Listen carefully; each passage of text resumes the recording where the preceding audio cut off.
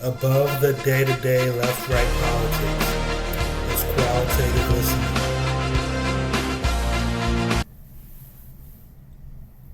Hello America, I'm Camille Chandler, and this is Qualitative Listening.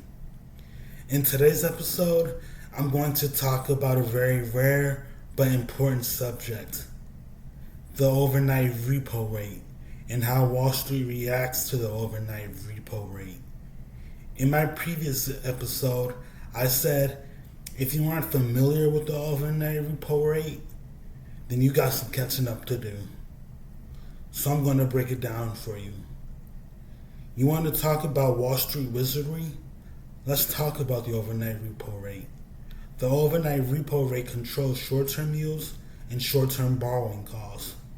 The financial equivalent of duct tape holding the global money machine together at 2 a.m. when nobody's watching.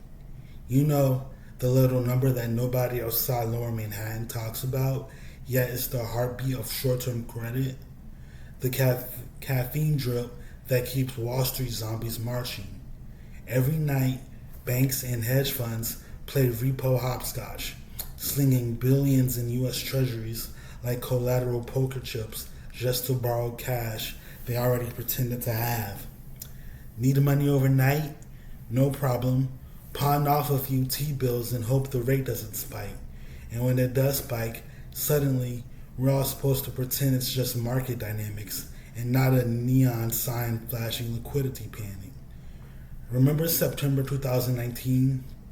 The repo rate blew up over 10% overnight. Wall Street nearly wet itself, and the Fed had to jump in like a last-minute babysitter for over-leveraged toddlers with a credit addiction. But did that wake anybody up? Nope. It just reminded them that Uncle Fed will always refill the punch bowl. Wall Street worships the repo market because it lets them borrow trillions at rock-bottom rates to fund trades with maximum leverage and minimum skin in the game. But the moment something trembles, be it inflation, default risk, or some bond trader's lunch-going code, they whine for rate cuts and bailouts faster than a meme stock tanks after earning. And you better believe the repo market is where the real decisions are made. Not at your local bank, not in Congress, but in this more murky, collateral, swapping shadow dance of finance bros pretending they're not leveraged to the gills on borrowed time and government paper.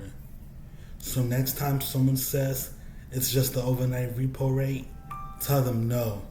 It's the canary in the Wall Street coal mine.